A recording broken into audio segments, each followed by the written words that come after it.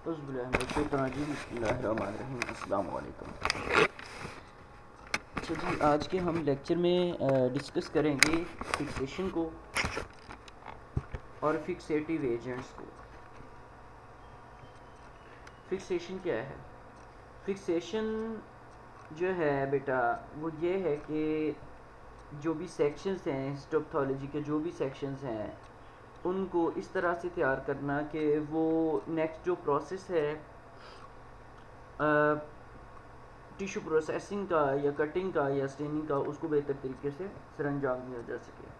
So this is the foundation for subsequent stages in the preparation of section necessary for making the diagnosis। कि जितनी अच्छी आपकी fixation होगी उतनी अच्छी आपकी प्रोसेसिंग होगी और उतनी अच्छा ही आपका सेक्शन आएगा, उतनी अच्छी आपकी स्टेनिंग होगी और उतना अच्छा आपका डायग्नोसिस होगा।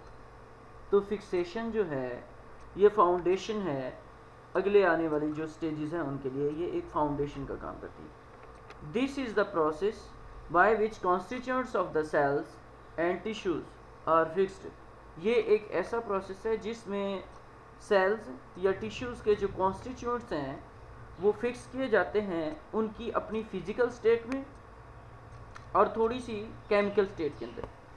किस तरह से? So that they will be withstand subsequent treatment with the various reagents with a minimum loss of the architecture।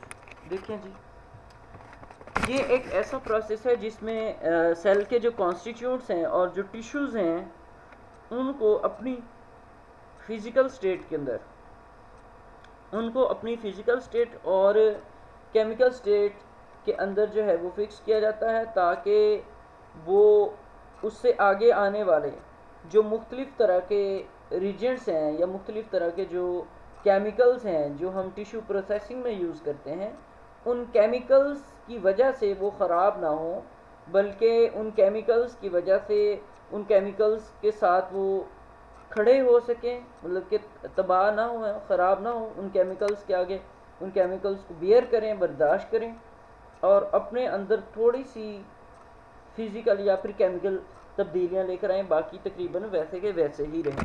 तो ये इसका मकसद है। अब ये हम कैसे कर सकते हैं फिक्सेशन?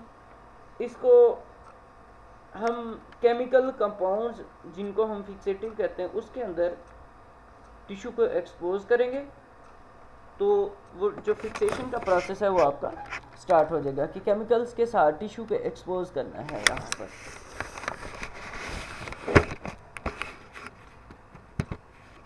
Mechanism of action. देखिए, मैकेनिज्म ऑफ एक्शन से मुराद ये है कि अभी हमने कहा है कि टिश्यू फिक्सेशन होती है या हम टिश्यू को फिक्स करेंगे, तो मैकेनिज्म से मुराद ये है कि कौन सा ऐसा तरीका है जिसके ज़रिए टिश्यू जो है वो फिक्स होता है।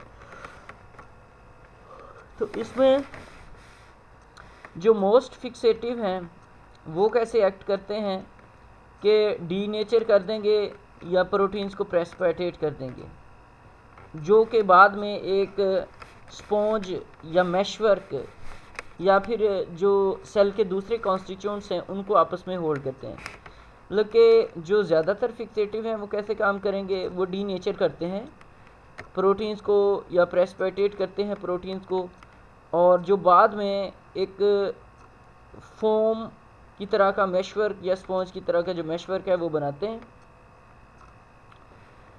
और दूसरे जो सेल्स के कॉन्स्टिट्यूएंट्स हैं वो भी आपस में फिक्स हो जाते हैं।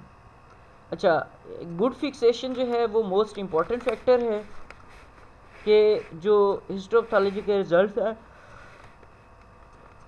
वो सेटिस्फैक्ट्री हों। मतलब कि हिस्टोपैथोलॉजी के रिजल्ट्स जो हैं उनको सेटिस्फैक्ट्री बनाने के लिए जो एक गुड फिक्सेशन है वो बहुत ज़्यादा ज़रूरी है। तो इसमें कुछ ऐसे स्टेप्स हैं जो कि अच्छी फिक्सेशन के लिए ज़रूरी हैं। इसमें सबसे पहली बात तो ये है कि फ़्रेश टिश्यू स्पेसिमन आपके पास होना चाहिए। जो सबसे पहली बात ये है कि जो टिश्यू आपके पास आए वो फ्रेश हो। ये नहीं है कि टिश्यू पहले से ऑटोलाइज हुआ हो और बाद में आप फिक्सेशन स्टार्ट करें तो डेफिनेटली जो पहले से ऑटोलाइसिस स्टार्ट हुई हुई है वो फिर आगे ही कंटिन्यू हो जाएगी। सो फ्रेश टिश्यू आपके पास होना चाहिए। सेकेंडली क्या है कि प्रॉपर जो फिक्सेटिव है वो प्रॉपरली पेनिट्रेट करना चाहिए उस टिश्यू के अंदर, मतलब कि जो फिक्सेटिव आप यूज़ कर रहे हैं वो अच्छे तरीके से उस टिश्यू के अंदर चला जाए। थर्ड क्या पॉइंट है कि जो आपका फिक्सेटिव है, ठीक है जी, जो आपका फिक्सेटिव है उसकी चॉइस अच्छी होनी चाहिए कि आप कौन सा फिक्सेटिव यूज़ करें। अगर आपका फिक्सेटिव अच्छा है तो डेफिनेटली फिक्सेशन भी अच्छी होगी। अगर आपका टिश्यू फ्रेश है तो फिक्सेशन अच्छी होगी। अगर फिक्सेटिव अच्छे तरीके से पेनिट्रेट कर रहा है उस टिश्यू के अंदर तो भी फिक्सेशन जो है वो अच्छी होगी। तो ये सारी चीज़ें आपने इन चीज़ों का ख्याल करना है। उससे बाद देखें, अगर इनएडुकेट पेनिट्रेशन होती है टिश्यू फिक्सेटिव की जो है, तो उससे क्या होगा कि ज़ाहिर बात है पुअर रिजल्ट्स आएंगे। वो ये कह रहा है कि ये एक रूल है कि कोई भी फिक्सेटिव जो है वो पेनिट्रेट नहीं कर सकता। It is the rule that no fixative will penetrate a piece of tissue thicker than 1 centimetre. वो कहता है कि ये तो एक कानून है कि अगर 1 सेंटीमीटर से मोटा होगा टिश्यू, 1 सेंटीमीटर से अगर टिश्यू जो है वो मोटा होता है तो कोई भी फिक्सेटिव उसके अंदर नहीं जा सकता। उसके बाद देखें, for dealing with a specimen thicker than this and for special stains the following method are recommended। अब उन स्पेसिमेंस के साथ डील करने के लिए जो इससे ज़्यादा मोटे हैं या फिर स्पेशल स्टेन्स के साथ कुछ हमारे मेथड जो हैं वो रिकमेंड किए जाते हैं। लाइक सॉलिड ऑर्गन अगर आ गया तो उसकी जो स्लाइसेस हैं उनको कट करना है कि वो इतनी बड़ी हों कि वो 5 मिलीमीटर से ज़्यादा मोटी ना हो। अगर सॉलिड ऑर्गन है तो उसकी जो स्लाइसेस हैं वो इस तरीके से काटनी है कि वो 5 मिलीमीटर से ज़्यादा मोटी ना हो। ब्रेन की बात करें तो ब्रेन की जो स्लाइसेस हैं उनको इस तरह से कट करना है कि फॉर फिक्सेशन अनकट ब्रेन, अगर आपने ब्रेन को अनकट ही रखना है, उसकी स्लाइसेस नहीं बनानी, तो आपने क्या करना है कि एक मोटा धागा जो वेसल्स हैं उनके नीचे से पास करना है, बेस में जो ब्रेन की बेस है वहाँ पर जो वेसल्स हैं उनके नीचे से पास करना है एक मोटा धागा। तो फिर क्या करना है कि जो ऑर्गन है उसको आहिस्ता आहिस्ता उस फिक्सेटिव वाली बाल्टी के अंदर लेकर जाना है और जो धागा है उसकी मदद से उस ब्रेन को नीचे नहीं लगने देना, मतलब कि लटका देना है उस फिक्सेटिव के अंदर, फिक्सेटिव वाली बाल्टी के अंदर धागे के साथ लटका देना है, पूरा डूब जाए वो, ठीक है ना, लेकिन नीचे ना लगे। उसके बाद देखें हॉलो ऑर्गन्स को दोनों साइड्स पर आपने ओपन करना है और देखें either open and filled with fixative are packed tightly with the cotton swagged in the fixative। तो कहता है कि या तो आप हॉलो ऑर्गन्स को मुकम्मल तौर पर ओपन करके फुल उनको भर दें या फिर कॉटन स्वैब लें जो कि फिक्सेटिव के साथ भीगा हुआ हो, उसके साथ आप उनको फिक्स कर सकते हैं। फिर आ जाएगी बेटा स्मॉल बायोप्सीज। तो in order to preserve the tissue in its original orientation, अगर टिश्यू को आप उसकी ओरिजिनल ओरिएंटेशन में ही प्रिजर्व करना चाहते हैं तो ये बेटर है कि वो जो पीस है it is better to first place it on a piece of filter paper. वो कहता है कि ये बेटर है कि आप उसको पहले फिल्टर पेपर के ऊपर जो है वो रखें और उसके बाद उसको जो है वो सोल्यूशन के अंदर लेकर जाएं। और इसके अलावा जो लार्ज स्पेसिमेंस हैं जो कि जिनको ज़रूरत है डायसेक्शंस की, ठीक है ना, large specimen which require dissection, वो लार्ज स्पेसिमेन जो कि जिनको डायसेक्शन की ज़रूरत है उनके लिए क्या तरीक़ाकार है कि inject the fixative along the vessels, आपने फिक्सेटिव को इंजेक्ट करना है वेसल्स के अलोंग या फिर ब्रोंकाई के along in case of lungs. किस तरह से? So that it reaches all the parts of the organ, के ये ऑर्गन के जो सारे पार्ट्स हैं उन तक जो है ये चला जाए। So that it reaches all the parts of the organ, इस तरह से आपने लेकर जाना। फिर है जी लंग्स। अब लंग्स देख लें। It is best to fill the bronchi with fixative, ये बेस्ट है कि हम ब्रोंकाई को फिक्सेटिव के साथ फिल कर दें। Putting the container at a place higher than the organ, मतलब कि कंटेनर को एक ऐसी जगह पर रखना है कि वो ऑर्गन से ज़्यादा बड़ी हो, can be accomplish this. So fluid infiltrates the bronchi under gravity after the lungs has been inflated it is put into a large bucket. वो कहता है कि अगर लंग्स आ गए हैं तो आप ऐसे करना है कि जो लंग्स में सांस की नाली है उसके ज़रिए आपने फिक्सेटिव के साथ लंग्स को फुल भर लेना है और फिर भरे हुए लंग्स को एक बड़ी बाल्टी के अंदर रख देना है जिसके अंदर फिर फिक्सेटिव होंगे। तो ये कुछ तरीक़ाकार थे सॉलिड ऑर्गन के लिए, ब्रेन के लिए, हॉलो ऑर्गन्स के लिए, स्मॉल बायोप्सीज के लिए, लार्ज बायोप्सीज जिनको डायसेक्शन की ज़रूरत है, और आखिर पे लंग्स। इसके बाद आ जाएगा प्रोसेसिंग स्पेशल टिश्यूज़। अब कुछ ऐसे स्पेशल टिश्यूज़ हैं जिनको हम स्पेशल टिश्यूज़ कह रहे हैं, सॉरी,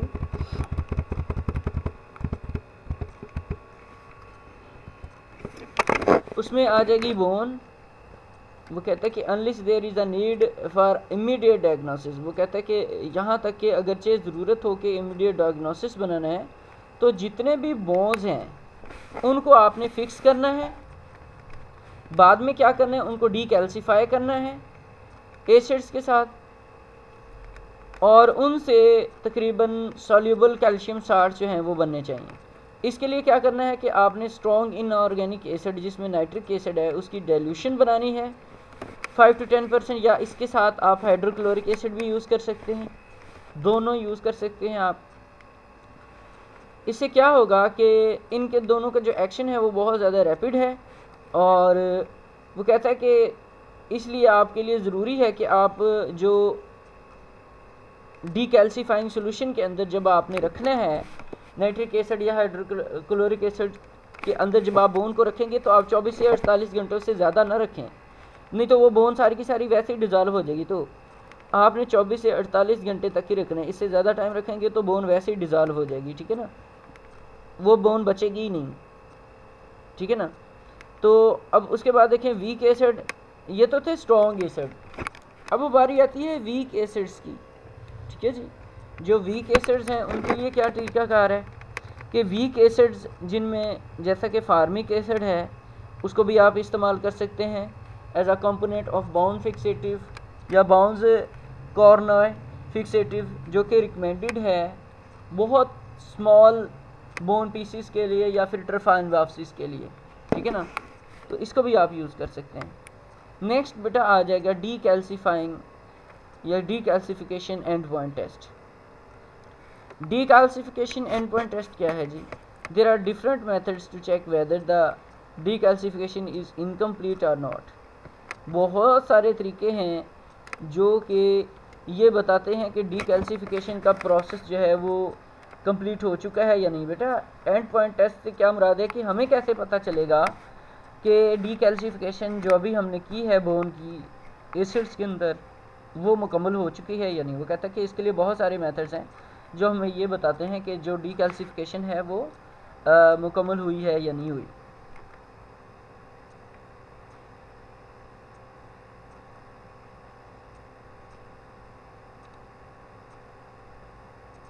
इसके लिए जो मेथड्स हैं वो कौन कौन से हैं? वो बेटा मेथड्स हैं रेडियोलॉजी के भी हो सकते हैं, फिज़िकल के भी हो सकते हैं, केमिकल के भी हो सकते हैं। अब यहाँ पर आपने देखना है कि radiological and physical methods are cumbersome and damaging to the tissue, so must be resort to a chemical test to see any residual calcium in the to see any residual calcium if present।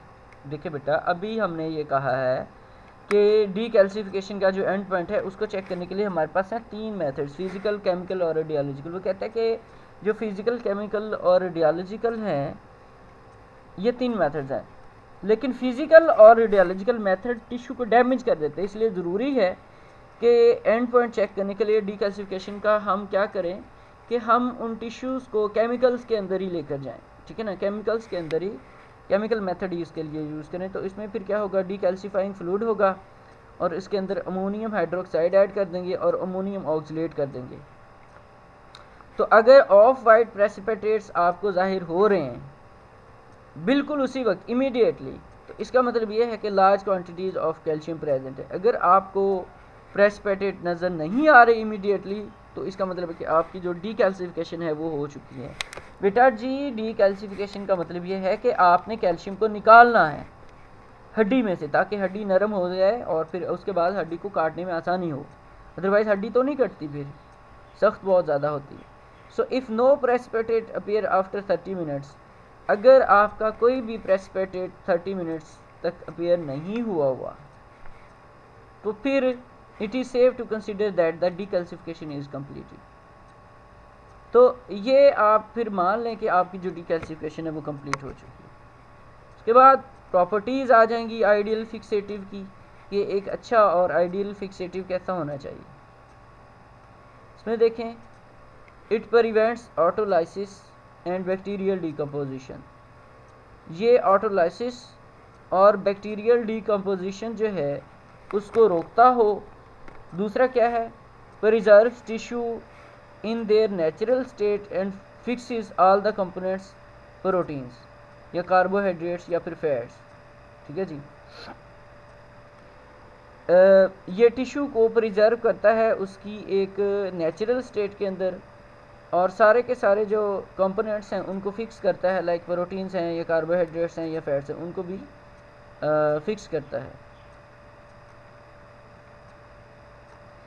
और इसके अलावा ये क्या करता है, makes the cellular component insoluble to reagent used in tissue processing. ये क्या करेगा कि सेलुलर कंपोनेंट्स को इनसॉल्युबल बनाएगा, ठीक है ना, या उन रीजेंट्स के लिए जो आप टिश्यू प्रोसेसिंग में यूज़ करें, उन रीजेंट्स के लिए सेलुलर कंपोनेंट्स को इनसॉल्युबल बनाएगा। इसके साथ साथ क्या करेगा, it preserve the tissue volume. ये टिश्यू वॉल्यूम को प्रिजर्व करता है, ठीक है जी, it preserve the tissue volume, ये टिश्यू वॉल्यूम को प्रिजर्व करता है। Avoids excessive hardness of tissue, fix tissue, जो फिक्स टिश्यू है उसकी एक्सेसिव हार्डनेस को ख़त्म कर देता है। Allows enhanced staining of tissues, tissues की जो स्टेनिंग है उसको बढ़ाता है। Is non toxic and non allergic for use, ये एक नॉन टॉक्सिक और नॉन एलर्जिक है यूज़ के लिए, ठीक है ना, इस्तेमाल के लिए ये नॉन टॉक्सिक और नॉन एलर्जिक है। It is not very expensive, ये बहुत ज़्यादा महंगा नहीं है, ठीक है ना। तो ये सारी प्रॉपर्टीज़ होनी चाहिए एक आइडियल फिक्सेटिव के अंदर। मैं फिर दोबारा रिपीट करता हूँ, देखें, ये ऑटोलाइसिस को और बैक्टीरियल डिकम्पोजिशन को रोकने वाला हो, जितने भी टिश्यूज़ हैं उनको अपनी नेचुरल स्टेट के अंदर फिक्स करे, और जितने कंपोनेंट्स हैं जिस तरह के प्रोटीन्स हैं, कार्बोहाइड्रेट्स हैं या फैट्स हैं, उनको अपनी नेचुरल हालत के अंदर जो है वो रखने वाला हो। फिर क्या है, makes the cellular components insoluble to reagents use. अच्छा, जो सेलुलर कंपोनेंट्स हैं उनको इनसॉल्युबल बनाता है उन रीजेंट्स के लिए जो आप टिश्यू प्रोसेसिंग में यूज़ कर रहे हैं, ठीक है, क्योंकि इससे अगला स्टेप टिश्यू प्रोसेसिंग है। टिश्यू के वॉल्यूम को प्रिजर्व करता हो, एक्सेसिव हार्डनेस जो है टिश्यू की उसको रोकता हो, स्टेनिंग के प्रोसेस को इन्हांस करता हो, नॉन टॉक्सिक हो, नॉन एलर्जिक हो, और ज़्यादा एक्सपेंसिव ना हो। अब अमाउंट ऑफ फिक्सिंग फ्लूइड जो हम यूज़ कर सकते हैं ये भी तकरीबन अप्रॉक्सीमेटली 10 से 20 गुना होनी चाहिए स्पेसिमेन के वॉल्यूम के, मतलब कि जो स्पेसिमेन का वॉल्यूम है उससे 10 से 20 गुना अमाउंट होनी चाहिए आपके फिक्सेटिव की। उसके बाद हम डिस्कस करेंगे कि कौन से केमिकल फिक्सेटिव जो हैं वो हम यूज़ कर सकते हैं टिश्यू इसके लिए। तो टिश्यू फिक्सेटिव्स में बेटा बफर फार्मेंसलाइन है, बफर ग्लूटाराल्डिहाइड है, ज़ेंकर फार्मेंसलाइन। तो ये 3 किस्म की जो स्लाइन्स हैं ये आप यूज़ कर सकते हैं। साइटोलॉजिकल फिक्सेटिव में आप एथानॉल, मेथानॉल और ईथर को यूज़ कर सकते हैं, जबकि हिस्टोकेमिकल फिक्सेटिव्स में आप फार्मेंसलाइन को, कूल्ड एसीटोन को और अब्सोल्यूट अल्कोहल को इस्तेमाल कर सकते हैं। उसके बाद आ जाएगा कॉमन फिक्सेटिव्स, कि कॉमन फिक्सेटिव्स कौन कौन से हैं। कॉमन फिक्सेटिव्स में बेटा रूटीन फार्मलिन है, ठीक है जी। कॉमन फिक्सेटिव्स में क्या है, रूटीन फार्मलिन है। तो फार्मलिन जो है एक सॉल्यूशन होता है बेटा फॉर्मेल्डिहाइड गैस का पानी के अंदर, तकरीबन ये 37% से लेकर 40% वेट बाय वेट मिलता है आपको। तो ये चूँकि एक गैस है फार्मेलिन, तो इसलिए इसको वाटर में डिज़ोल्व करके वो सोल्यूशन बनाया जाता है। इसको आप यूज़ कर सकते हैं एज अ 10% या फिर better 15% solution volume by volume आप बनाएं कि 15 ml का आप बनाएं 85 ml में, या 90 ml का आप 10 ml फार्मेलिन में डालेंगे आप, मतलब कि 90 ml आपको वाटर होगा और 10 ml आपका फार्मेलिन होगी। ये अक्सर बड़े कंटेनर में बनाते लीटर के हिसाब से, तो 9 लीटर आपने पानी डालना और 1 लीटर आपने फार्मेल्डिहाइड या फार्मेलिन डालनी है। अगर आप 15% बनाना चाहते हैं तो definitely weight volume by volume में ये होगा कि 150 मतलब कि 1.5 लीटर आप पानी डालेंगे और 8.5 लीटर आप उसके अंदर जो है वो 8.5 लीटर पानी और 1.5 लीटर आप उसके अंदर जो है वो फार्मेल्डिहाइड डालेंगे। अच्छा, it does not precipitate protein but combines with the amino group to form a insoluble gel. वो कहता है कि ये इसका जो मैकेनिज़्म है फिक्सेशन का, कि ये प्रोटीन के साथ प्रोटीन को प्रेसिपिटेट नहीं करता, मतलब कि प्रोटीन की प्रेसिपिटेशन नहीं होती, लेकिन क्या करता है कि ये अमाइनो ग्रुप के साथ एक इनसॉल्युबल जेल बनाता है, अमाइनो ग्रुप के साथ एक इनसॉल्युबल जेल बनाता है। और ये तकरीबन सारे के सारे कंपोनेंट्स जो हैं उनको प्रिजर्व करता है, जिनमें फैट्स हैं और जो फास्फोलिपिड्स हैं उनको इनसॉल्युबल फॉर्म में रखता है, ठीक है ना। और फैट सॉल्वेंट्स को, फैट सॉल्वेंट के अंदर जो फास्फोलिपिड्स हैं उनको इनसॉल्युबल फॉर्म में रखता है। ये सबसे ज़्यादा चीपेस्ट है और मोस्ट पॉपुलर फिक्सेटिव है भाई, बहुत ज़्यादा इस्तेमाल होने वाली ये फार्मेलिन ही होती है, इसको फार्मेलिन कहते हैं। तो यही ज़्यादातर यूज़ की जाती है हिस्टोपैथोलॉजिकल स्पेसिमेंट्स के लिए। इसके बाद देखें बफर्ड फार्मेलिन है। ये थी बेटा रूटीन फार्मेलिन जिसमें सिर्फ और सिर्फ आपने फार्मेलिन ही डाली है। उसके बाद है बफर्ड फार्मेलिन। बफर्ड फार्मेलिन इसको क्यों कहते हैं जी बेटा? बफर फार्मेलिन इसलिए कहते हैं कि इसमें फिर हम साल्ट डालेंगे। वो साल्ट क्या करेंगे कि इस फार्मेलिन का जो पीएच है उसको चेंज नहीं देते, तो फिर ये पीएच जो है वो एज अ बफर भी काम करेगी। तो रूटीन फार्मेलिन जो अभी हमने बनाई है 10% फार्मेलिन, उसको आप, वो कहता है कि उसकी एसिडिक पीएच होती है जो कि हिमेटिन क्रिस्टल्स बना सकती है। रूटीन फार्मेलिन का डिसएडवांटेज ये है कि उसकी पीएच एसिडिक होती है जो कि हिमेटिन क्रिस्टल्स बना सकती है टिश्यू के अंदर। इसको कैसे आपने रोकना है? ये क्रिस्टल्स जो हैं वो कहता है कि स्टेनिंग में भी इंटरफेयर करते हैं। सो ये रेकमेंड किया जाता है कि कोई भी फिक्सेटिव जो आप यूज़ कर रहे हैं उसकी जो पीएच है वो न्यूट्रल होनी चाहिए। तो इसको कहते हैं न्यूट्रल बफर्ड फार्मेलिन। इस फार्मेलिन को क्या कहते हैं? न्यूट्रल बफर्ड फार्मेलिन, ठीक है ना। इस मकसद के लिए आप क्या करेंगे कि फॉस्फेट बफर आपने ऐड करने हैं उस फिक्सेटिव के अंदर। आपने 10% बफर फार्मेलिन सलाइन का मिक्सचर किस तरह से बनाना है ये ज़रा देख लें। प्योर फार्मेलिन आपने लेनी है 10 ml, नॉर्मल सलाइन आपने 100 ml तक लेनी है। सोडियम डाईहाइड्रोजन फास्फेट आप लेंगे 0.4 ग्राम और डाई सोडियम हाइड्रोजन फास्फेट लेंगे 0.65 ग्राम। ये आपका आ जाएगा सॉल्यूशन बनाने का तरीका। तो अब जो आपने सोडियम डाईहाइड्रोजन फास्फेट और डाई सोडियम हाइड्रोजन फास्फेट, ये जो साल्ट आपने ऐड किए हैं, इससे क्या होगा कि उस फार्मेलिन का जो पीएच है, वो पीएच जो है फार्मेलिन का वो मेंटेन रहेगा, ठीक है ना। उस फार्मेलिन का जो पीएच है वो मेंटेन ही रहेगा, वो नहीं चेंज होगा। इसका ये फ़ायदा है।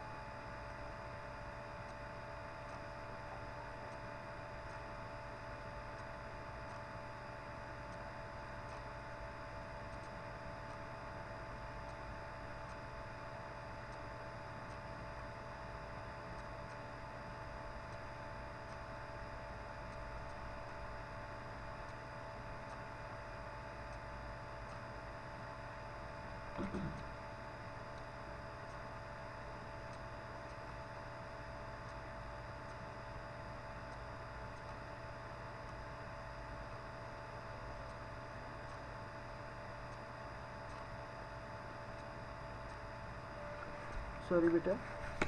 अच्छा बेटा, इसमें फिर एडवांटेज क्या है बफर्ड फार्मेलिन सलाइन के? देखें, बफर्ड फार्मेलिन जो है इसके बहुत सारे एडवांटेज हैं।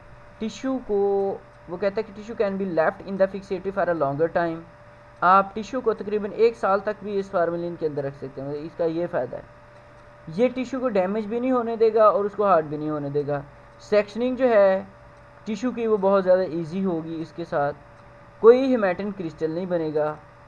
और बहुत सारे तादाद में ऐसे स्टेन्स हैं जो कि इसके ऊपर लग सकते हैं जो फार्मेलिन फिक्स है, तो बहुत ज़्यादा इस्तेमाल होने वाला बेटा फार्मेलिन फिक्स ही है। हम भी फार्मेलिन को ही यूज़ कर सकते हैं न्यूट्रल बफर फार्म। इसके साथ फिर अगले वाला जो है वो है अथाइल अल्कोहल। वो कौन सा है जी? अथाइल अल्कोहल। अथाइल अल्कोहल में देखें, इसको आप यूज़ करते हैं 90% टू 100% स्ट्रेंथ के साथ। ये प्रेसिपिटेट करती है एल्यूमिनियम को और ग्लोबुलिन को, लेकिन न्यूक्लियोप्रोटीन को प्रेसिपिटेट नहीं करती, और इसलिए ये श्रिंकेज काज करती है और हार्डनिंग काज करती है टिश्यू की, और माइटोकॉन्ड्रिया को भी डिस्ट्रॉय कर देती है। ये रिड्यूसिंग एजेंट है, लिहाजा इसको हम क्रोमिक एसिड के साथ यूज़ नहीं कर सकते, ना क्रोमेट्स के साथ यूज़ कर सकते हैं, ना फिर ऑस्मियम टेट्राऑक्साइड के साथ यूज़ कर सकते हैं। ये ग्लाइकोजन को प्रिजर्व करती है, और इसकी जो हिस्ट्री है वो हिस्टोकेमिस्ट्री के अंदर जो है, जिसमें ग्लाइकोजन या यूरिक एसिड या आयरन है, उनके लिए ये बेहतरीन फिक्सेटिव है। बाकी तकरीबन इतना अच्छा फिक्सेटिव नहीं है एथाइल अल्कोहल। मर्क्यूरिक क्लोराइड देखें, ये भी तकरीबन 70% तक सैचुरेटेड होता है, या फिर हाफ सैचुरेटेड एक्वस सोल्यूशन की सूरत में मिलता है। ये रैपिडली पेनिट्रेट कर जाता है, प्रोटीन्स को प्रेसिपिटेट करता है, क्रोमेटिन को फिक्स करता है, और जो स्टेनिंग कैपेबिलिटी है उसको बढ़ाता है। ये बहुत कम यूज़ किया जाता है अलग अलग, लेकिन ये न्यूक्लियर फिक्सेशन के लिए बहुत ज़्यादा वैल्यूएबल है। उसके बाद है जी पिक्रिक एसिड। ये as a saturated aqueous solution use किया जाता है 1%। ये इसकी जो प्रेसिपिटेशन है वो बहुत ज़्यादा पुअर है और श्रिंकेज काज करवाती है, ठीक है ना, लेकिन हार्डनेस काज नहीं करवाती। ये ग्लाइकोजन को प्रिजर्व करता है, तकरीबन उसकी सारी की सारी जो फॉर्म्स हैं, सारे के सारे एलिमेंट्स को प्रिजर्व करता है, और स्टेनिंग के प्रोसेस को अफेक्ट नहीं करता। ये अकेला आप यूज़ नहीं कर सकते। नेक्स्ट आ जाएगा जी क्रोमिक एसिड। क्रोमिक एसिड क्या है? इसको आप एक प्योर केमिकल के तौर पे भी इस्तेमाल कर सकते हैं, या फिर आप इसको मिक्सचर के तौर पे भी इस्तेमाल कर सकते हैं, डाइक्रोम और एसिटिक एसिड के मिक्सचर में, मतलब कि जैंकर सोल्यूशन की सूरत में। ये एक ऑक्सीडाइजिंग एजेंट है, और लिहाजा ये इनकम्पैटिबल है फार्मेलिन के साथ और अल्कोहल के साथ। ये तकरीबन सारे के सारे एलिमेंट्स को ही प्रिजर्व करता है, लेकिन ये क्या करता है कि न्यूक्लियर स्टेनिंग को कमज़ोर करता है। कैसे? कि ये न्यूक्लियर प्रोटीन्स को डिज़ोल्व कर लेगा, तो इसलिए ये भी एक अच्छा फिक्सेटिव नहीं है। नेक्स्ट आ जाएगा पोटेशियम डाइक्रोमेट। इसका आप 2 से 3% एक्वस सोल्यूशन की सूरत में यूज़ कर सकते हैं। ये एक वीक ऑक्सीडाइजिंग एजेंट है, और ये क्रोमेटिन को डिज़ोल्व करेगा। ये एक गुड साइटोप्लाज्मिक है, लेकिन पोर न्यूक्लियर फिक्सेटिव है। ये क्रोमाफिन रिएक्शन देता है, ठीक है जी, जो पोटेशियम डाइक्रोमेट है। नेक्स्ट बेटा आ जाएगा ऑस्मियम टेट्राऑक्साइड, ये जिसको ऑस्मिक एसिड कहते हैं। इसको आप 2% एक्वस सोल्यूशन में यूज़ कर सकते हैं। ये एक्सपेंसिव है और अनस्टेबल है, ठीक है जी। ये रैपिडली कन्वर्ट हो जाता है वेपर्स के अंदर, जो कि इरिटेशन काज करवाते हैं, और ये पावरफुल ऑक्सीडाइजिंग एजेंट है, लिहाजा ये बहुत बुरी तरह से प्रेसिपिटेट करता है। ये फैट को प्रिजर्व करता है और ब्लैक प्रेसिपिटेट देता है ऑस्मियम डाइऑक्साइड के साथ, जब अनसैचुरेटेड फैट इसके आगे आ जाती है। लिहाजा इसको आप बहुत ज़्यादा वेरी फाइन सेल डिटेल्स के अंदर, जिसमें गोल्जी अपरेटस है, उसके लिए आप इसको यूज़ कर सकते हैं। नेक्स्ट है बेटा बीटा 5 फिक्सेटिव। इसको आप फिक्सेशन के लिए इस्तेमाल कर सकते हैं लिम्फ नोड में। इसकी प्रिपरेशंस कैसे होंगी भी? 2 सोल्यूशन इसमें बनेंगे, सोल्यूशन ए और सोल्यूशन बी। सोल्यूशन ए कैसे बनेगा? इसमें आपने मर्क्यूरिक क्लोराइड 6 ग्राम लेना है, एनहाइड्रस सोडियम एसीटेट 1.25 ग्राम, डिस्टिल हॉट वाटर 90 ml, और इसको आपने स्टोर करना है 4 डिग्री सेंटीग्रेड पे। तो हॉट डिस्टिल वाटर में आपने एनहाइड्रस सोडियम एसीटेट और मर्क्यूरिक एसिड जो है वो ऐड कर देना है, और फिर ये जब सोल्यूशन बन जाएगा तो इसको आप 4 डिग्री सेंटीग्रेड पर फिक्सेटिव को इसको यूज़ कर सकते हैं, स्टोर कर सकते हैं। सोल्यूशन ए को, सोल्यूशन बी क्या है, 10% बफर फार्मेलिन, वही जो आपने पहले बनाई थी। इसमें 1 ml आपने सोल्यूशन का डालना है। Add 1 ml of the solution B to 9 ml of the solution A, ठीक है ना। तो आपने सोल्यूशन ए के 9 ml और सोल्यूशन बी के का 1 ml जो है वो लेना है और उसके अंदर डाल देना है, ये आपका सोल्यूशन तैयार हो जाएगा। उसके बाद आ जाएगा ज़ेंकर सोल्यूशन। ज़ेंकर सोल्यूशन जो है वो कहता है कि बोन मैरो ट्रोफाइन बायोप्सीज में और नेगरी बॉडीज़ में यूज़ होता है।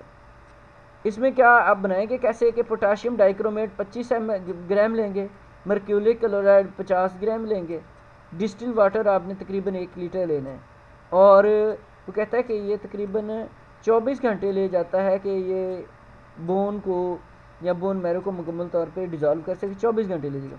वर्किंग सोल्यूशन आपने कैसे बनाना है कि working solution is made just before use by adding the 5 ml of the glacial acetic acid to 95% of the stock solution. बेटा ये जो स्टॉक सोल्यूशन आपने अभी बनाया है जिसमें आपने 1 लीटर पानी, 50 ग्राम मर्क्यूरिक क्लोराइड और 25 ग्राम जो है वो पोटाशियम डाइक्रोमेट लिया था, ये है आपका स्टॉक सोल्यूशन। अब वर्किंग सोल्यूशन आपने बिल्कुल उसी वक्त बनाना है जब आपने फिक्स करना है किसी टिश्यू को। तो कैसे करेंगे, आपने 95 ml लेना है, यही वाला वर्किंग सोल्यूशन जो अभी आपने बनाया, और 5 ml इसमें ग्लेशियल एसिटिक एसिड जो है वो डाल देंगे। यहाँ पर कुछ केमिकल्स हैं, फिक्सेटिव्स हैं, उनके यूज़ हैं। इसमें देखें प्रोटीन के लिए है बफर्ड फार्मेलिन, ठीक है ना, उसको बचाना किसके लिए, किससे चाहिए, ऑस्मियम टेट्राऑक्साइड की। एंजाइम्स के लिए फ्रोज़न सेक्शन है, केमिकल फिक्सेटिव से बचाना चाहिए। लिपिड्स के लिए फ्रोज़न सेक्शन है और अल्कोहल फार्मेलिन से बचाना चाहिए। म्यूकोपॉलीसेकेराइड भी फ्रोज़न सेक्शन है, उसको केमिकल फिक्सेशन से बचाना चाहिए। न्यूक्लिक एसिड भी अल्कोहल फिक्सेटिव है, उसको एनहाइड्रस फिक्सेटिव से बचाना चाहिए, एल्डिहाइड से सॉरी। ग्लाइकोजन जो है वो अल्कोहल बेस फिक्सेटिव है, उसको ऑस्मियम टेट्राऑक्साइड से बचाना चाहिए। उसके बाद ये तो थे केमिकल्स के ज़रिए फिक्स। अब आ जाती है हीट फिक्सेशन। हीट फिक्सेशन में क्या होगा कि mechanism of protein denaturation which occurs at 1 to 2 minutes, मतलब कि प्रोटीन को डीनेचर कर देंगे। माइक्रोवेव ओवन जो है उसको, उसमें आपने इसको डालना है। Overtaken conventional heating because of controlled environment. वो कहता है कि जो पुराना तरीका था जिसमें सिर्फ वैसे ही हीट करते थे आग के ऊपर, उसको रिप्लेस कर दिया है माइक्रोवेव की हीटिंग ने, क्योंकि माइक्रोवेव की हीटिंग जो है उसमें कंट्रोल इन्वायरमेंट है। तो ऑप्टिमम टेम्परेचर जो है इसके लिए वो कितना है, 45 से लेकर 55 डिग्री सेंटीग्रेड। माइक्रोवेव जो फिक्सेशन है वो अलाउ करती है लाइट माइक्रोस्कोपिक टेक्निक को, जो कि आप रूटीन हिस्टोपैथोलॉजी में यूज़ करते हैं और आप अच्छे तरीके से इसको यूज़ करते हैं। माइक्रोवेव ट्रीटेड टिश्यू को आप 50 डिग्री सेंटीग्रेड पर रखें। अब फिर क्या करना है कि post fixed in osmium tetroxide has given satisfactory result for electron microscopy. कहता है कि जो ऑस्मियम टेट्राऑक्साइड के अंदर जो फिक्स किए हुए होंगे, अगर आप इलेक्ट्रॉन माइक्रोस्कोपी करें तो वो आपको अच्छे रिजल्ट्स देंगे। सो there is little difference in volume change in a tissue fixed, there is a little difference in the volume। वो कहता है कि वॉल्यूम के अंदर इतनी ज़्यादा तब्दीली नहीं होगी, देर इज़ अ लिटल, ठीक है जी, there is a little difference.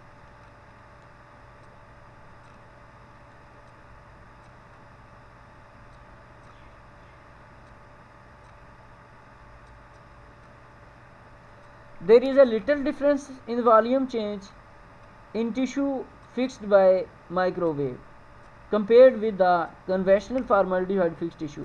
कहता है कि माइक्रोवेव के ज़रिए जो आपने टिश्यू फिक्स किया है उसके वॉल्यूम के अंदर बहुत कम चेंज होता है as compare to formaldehyde fix solution के जो हम पहले करते रह गए। फैक्टर अफेक्टिंग द फिक्सेशन क्या है, साइज़ और थिकनेस है, पीस ऑफ टिश्यू है, ठीक है ना, tissue covered by the large amount of mucus. अगर आपका टिश्यू म्यूकस से या ब्लड से या ऑर्गन आपका जो है वो आपका कवर है लार्ज अमाउंट ऑफ म्यूकस से या ब्लड से, या organ containing the large amount of blood, या आपका ऐसा ऑर्गन है जिसमें बहुत ज़्यादा अमाउंट में ब्लड है, या फिर फिक्स हो रहा है बहुत स्लोली। तो ये सारी चीज़ें इस पर असरअंदाज करती हैं। फैटी एसिड और लाइपोमेटस टिश्यू फिक्स होते हैं, वो भी स्लोली फिक्स होते हैं। फिक्सेशन एक्सेलरेट करती है एजिटेशन, मतलब कि अगर आप उसको हिला रहे हैं तो उससे जो फिक्सेशन है वो बहुत ज़्यादा तेज़ी से बढ़ जाएगी। उसके बाद देखिए fixation is accelerated bye maintaining the temperature around 60 degree centigrade. अगर आप टेम्परेचर को 60 डिग्री सेंटीग्रेड पर मेंटेन करते हैं तो उससे भी जो आपकी फिक्सेशन है वो भी ज़्यादा हो जाती है। इसके साथ ही आज लेक्चर को ख़त्म करते हैं हम। बेटा आज हमने फिक्सेटिव्स को डिस्कस किया है, जिसमें डिफरेंट टाइप्स के जो फिक्सेटिव जो हम यूज़ करते हैं हिस्टोपैथोलॉजी में वो हमने देखे हैं। ठीक है जी, तो इसमें देखें मैकेनिज़्म देखा है हमने, कुछ ऑर्गन्स को कैसे हमने फिक्स करना है वो देखा है, प्रोसेसिंग देखी है, इसकी डिकैल्सिफिकेशन एंड पॉइंट देखा है, एक अच्छे आइडियल फिक्सेटिव की प्रॉपर्टीज़ और कौन कौन से फिक्सेटिव्स आप यूज़ कर सकते हैं ये हमने देखें।